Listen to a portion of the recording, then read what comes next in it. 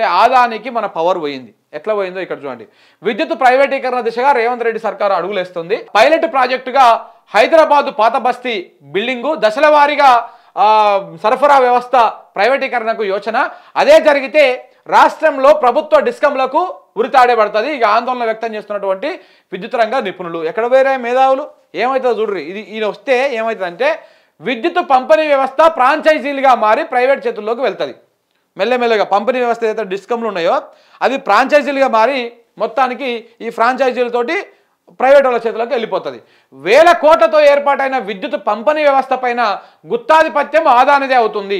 లైన్లు పంపిణీ వ్యవస్థ ప్రైవేటు చేతుల్లోకి వెళ్తాయి. ఉచిత విద్యుత్తు అందకుండా పోతుంది. ఇక ఎప్పుడు కావాలంటే అప్పుడు కనెక్షన్లు పొందే వీలు ఉండదు. కృత్రిమ డిమాండ్ సృష్టించి సొమ్ము చేసుకున్నటువంటి ప్రమాదము లేకపోలేదు.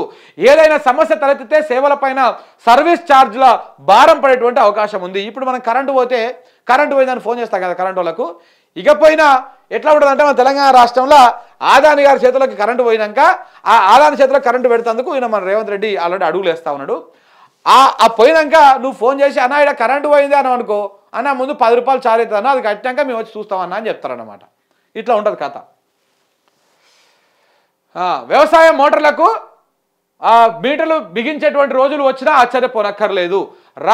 పాత బస్తీలో మొదలై రాష్ట్రం అంతటా ఇదే పరిస్థితి తలెట్టేటువంటి అవకాశం ఉంది. ప్రస్తుతానికి ఇది ఏంటంటే ఈ పవర్ని ఈ వసూలు చేసేటువంటి కార్యక్రమాన్ని, ఈ కరెంటు బిల్లులు వసూలు చేసేటువంటి కార్యక్రమాన్ని ఫస్ట్ ఆదానికి అప్పచెప్తా ఉన్నారు. అది పైలట్ ప్రాజెక్ట్ కింద పాత బస్తీ ఇస్తుందంట. పాత బస్తీలో పవర్ బిల్లులు వసూలు చేసేటువంటి కార్యక్రమానికి ఆదానికి ఆ ప్రాజెక్టును అప్పచెప్తా ఉన్నారు. ఇక పాత బస్తీలో అయిపోగానే మొత్తం రాష్ట్ర వ్యాప్తంగా బిల్లులు వసూలు చేసేటువంటి కాంట్రాక్టు ఆదాని కంపెనీకి వస్తుంది. మెల్లగా ఏమవుతుంది, డిస్కంలు వాళ్ళ చేతులకు వెళ్ళిపోతాయి, కంపెనీ మొత్తం కరెంటే వాళ్ళ చేతులకు వెళ్ళిపోయి కరెంటు ప్రైవేటీకరణ అవుతుంది. ఇక అప్పుడు ఆడు చెప్పిందే వ్యవహారం అనమాట. ఎందుకంటే ఈయనకు పవర్ ప్లాంట్లు బొచ్చడు ఉన్నాయి దేశంలో. బయట నుంచి బొగ్గు తెచ్చుకుంటాడు. బొగ్గు గనులు ఆస్ట్రేలియా లాంటి దేశాలలో ఈయనకు బొచ్చడు ఉన్నాయి. ఈయన ఎవరయ్యా అంటే మోడీకి అత్యంత దోస్తు, మోడీ పార్టీకి మోడీకి ఈ ఫండ్ ఇచ్చేటువంటి వ్యాపారవేత్త ఈ అదాని. సో కాబట్టి అదానికి ఇవాళ తెలంగాణ పవర్ని అప్పచెప్పేటువంటి ప్రయత్నాలు జరుగుతూ ఉన్నాయన్నమాట. రాష్ట్రంలోని విద్యుత్ పంపిణీ వ్యవస్థను క్రమంగా ప్రైవేటుకు దారాదత్తం చేసేందుకు రేవంత్ రెడ్డి సర్కారు సిద్ధపడుతున్నది. ఏకంగా ప్రైవేటీకరణకు గేట్లు తెరిచి ఆదాని కంపెనీ చేతుల్లో తెలంగాణ పవర్ను పెట్టబోతున్నట్టు తెలుస్తున్నది. ప్రజలు పన్నులు సొమ్ములతో ఏర్పాటైన కరెంటు సరఫరా వ్యవస్థలను బేరానికి పెట్టి ప్రస్తుతానికి పైలట్ ప్రాజెక్టుగా హైదరాబాద్ పాత బస్తీలోని విద్యుత్ పంపిణీ బాధ్యతలను ఆదాని గ్రూపునకు అప్పగించబోతున్నది. సాక్షాత్తు ఇదే విషయాన్ని సీఎం రేవంత్ రెడ్డి గురువారం ఢిల్లీలో జరిగినటువంటి మీడియా చిట్చాట్లో వెల్లడించారు. పాత బస్తీలో కరెంటు బిల్లుల వసూలుపై ఆదాని గ్రూప్తో చర్చించగా వారు సమ్మతించినట్టు తెలిపారు. సీఎం వ్యాఖ్యలపైన రాజకీయ దుమారం రేగడము, విమర్శలు రావడంతో రేవంత్ రెడ్డి శుక్రవారం మళ్ళీ అదే విషయాన్ని చెప్పారు. పాత బస్తీలో విద్యుత్ బిల్లులు వసూలు బాధ్యతను అదానీ కంపెనీకి అప్పగించామని స్పష్టం చేశారు. పాత బస్తీలో అండర్ గ్రౌండ్ విద్యుత్ లైన్లు వేసి మొత్తం వ్యవస్థను మార్చాలని అదానీ కంపెనీని కోరామంటూ సమర్థించుకునేటువంటి ప్రయత్నం చేశారు. ఇది విద్యుత్ ప్రైవేటీకరణకు ఆరంభం మాత్రమేనని, క్రమంగా హైదరాబాద్ నగరం కావచ్చు, ఆ తర్వాత రాష్ట్రం మొత్తంగా ఉన్నటువంటి విద్యుత్ పంపిణీ వ్యవస్థను అదానీ గ్రూపులకు కట్టబెట్టాలన్నది రేవంత్ సర్కార్ కుట్ర అని విద్యుత్ రంగ నిపుణులు ఆందోళన వ్యక్తం చేస్తా ఉన్నారు. ఇదే కనుక జరిగితే విద్యుత్ పంపిణీ సంస్థలకు ఉరితాళ్లను బిగించడం ఖాయమని, కరెంటు కావాలన్నా కనెక్షన్ కావాలన్నా అదాని ముందు తెలంగాణ ప్రజలు వినియోగదారులు మోకరిల్లాల్సినటువంటి పరిస్థితులు వస్తాయని హెచ్చరిస్తున్నారు. పాత బస్తీతో మొదలుపెట్టి రాష్ట్రమంతటా విడతల వారీగా ట్రాన్స్కో జెన్కోలను అదాని చేతుల్లో పెట్టేటువంటి యోచనలో ప్రభుత్వం ఉన్నదని చెబుతున్నారు. గృహజ్యోతి ఉండగా నష్టమేలా? సో కాంగ్రెస్ సర్కారు రాష్ట్రంలో గృహజ్యోతి పథకాన్ని అమలు చేస్తున్నామని చెబుతున్నది. సరే, దీనికంటే ముందు ఇక చూడండి ఇప్పుడు ఏం చెప్తున్నాడు అయ్యా అంటే ఈ రేవంత్ రెడ్డి నిజంగా తెలంగాణను అమ్ముతందుకే ముఖ్యమంత్రి అయినట్టుందిరా ఆయన. తెలంగాణను అమ్ముతందుకే ముఖ్యమంత్రి అయ్యండి ఈడ రాష్ట్రంలో. ఇప్పుడు ఈ అదానీ గ్రూప్ ఉంది కదా, ఈ అదానీ గ్రూప్ బేసిక్గా ఈయనకు పవర్ ప్లాంట్స్ మస్తు ఉంటాయన్నమాట.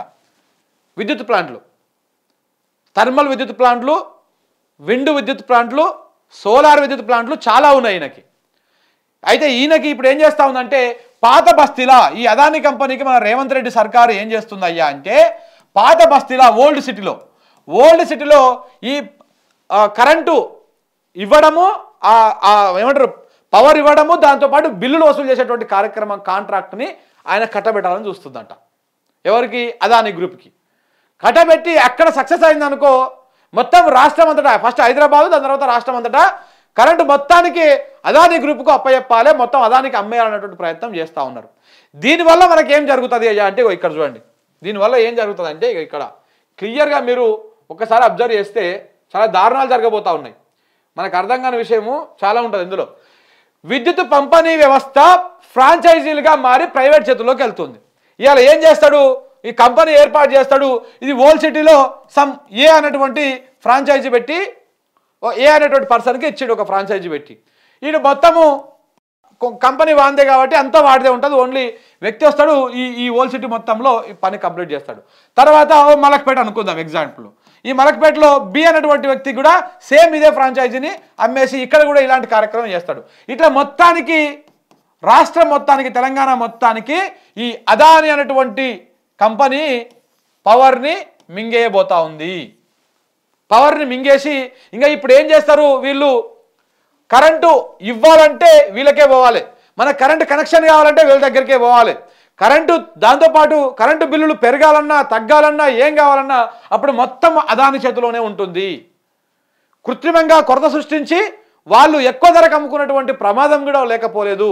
ఇట్లా చాలా మన మోటార్లకు మీటర్లని అప్పట్లో మొత్తుకున్నాం చూసిరా, ఆ మోటార్లకు మీటర్లు పెట్టేటువంటి కార్యక్రమం కూడా వీళ్ళు చేసినా కానీ ఆశ్చర్యపోవాల్సినటువంటి అవసరం లేదు. ఒక్కసారి ఇక్కడ చూడండి, ఇగో వేల కోట్లతో ఏర్పాటైన విద్యుత్ పంపిణీ వ్యవస్థలపైన గుత్తాధిపత్యం అదానిదే అవుతున్నప్పుడు ఏది డిస్కమ్లకు సంబంధించినటువంటి మొత్తము పవర్ అంతా, ఆధిపత్యం అంతా అదాని చేతుల్లోకి వెళ్ళిపోతుంది.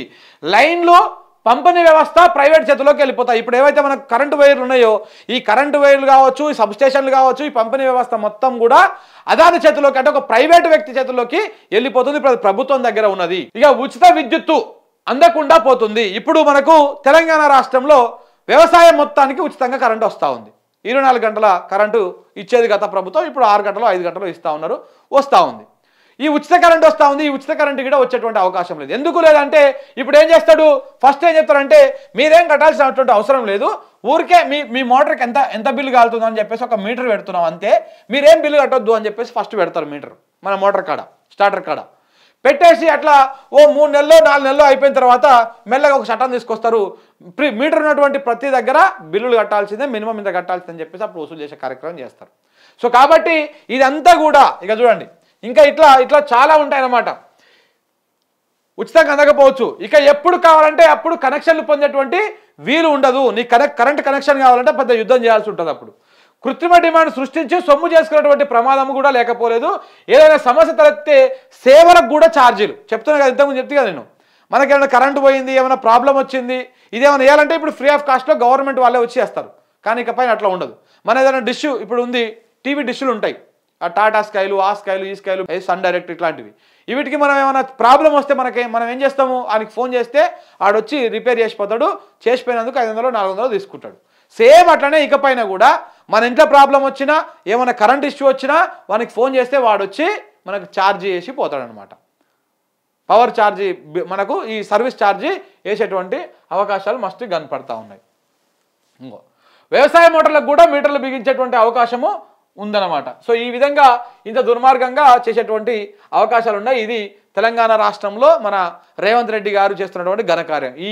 ఈ అదాని అనేటువంటి 10 ఏళ్ళు కేసీఆర్ తెలంగాణ వైపు చూడకుండా చేసిండు.